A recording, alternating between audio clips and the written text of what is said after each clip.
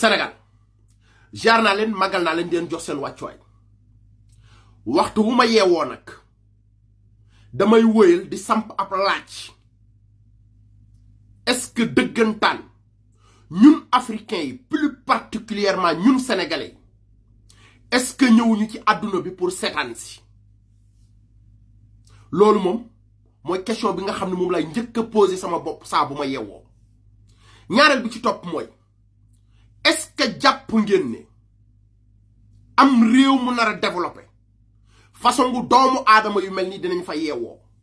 muy ñaar ca booba ci lay tàbbi ci biir waxtaan bi benn bi ma jëmale ko ci politiciens yi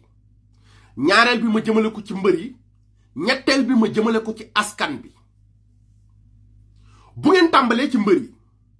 waxoon naa leen fi ne leen amaluñu benn njariñ askan wi nga xam ne ñoom ci lañ bokk seen bopp ak seen ay intérêt personnel rek moo leen ñor te fépp fu ñu yaakaarewul ay koppar fas yéene wuñ faat gàcc seen doole duñu woote marché ci réew mi ba kenn gis leen ceeb diwlin alal ji ñuy sàcc ci réew mi ñoom dara naqariwu leen ci réew mi l'essentiel na politiciens yi di sàcc di leen jox seen affaire di dox ca laay jóge dem ci politiciens yi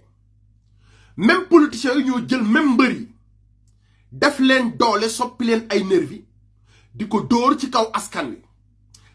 wi nga xam ne ñoom même politiciens yooyu ñoom ci lañ bokk waaye li gën a doy waar mooy même askan boobu ñoom ñoo dooleel mbër yooyu waaye même askan boobu ñoo dooleel politiciens yooyu ba pare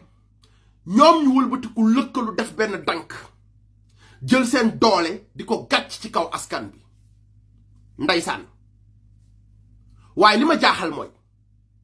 waxtu wu mbër yooyu xewle même askan boobu ñooy dem di leen xeexal mooy askan bi nga xam ne xelu jën lañu yor bu ñu leen woowee ci dund gu cher gi doo leen gis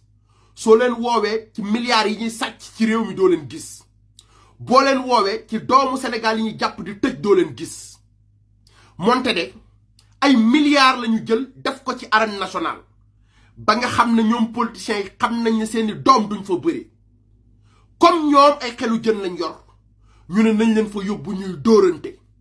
ca waxtu woowu ñu gën a mën a lëkkaloo mën a gën a jariñoo askan wi Sénégal yeewu leen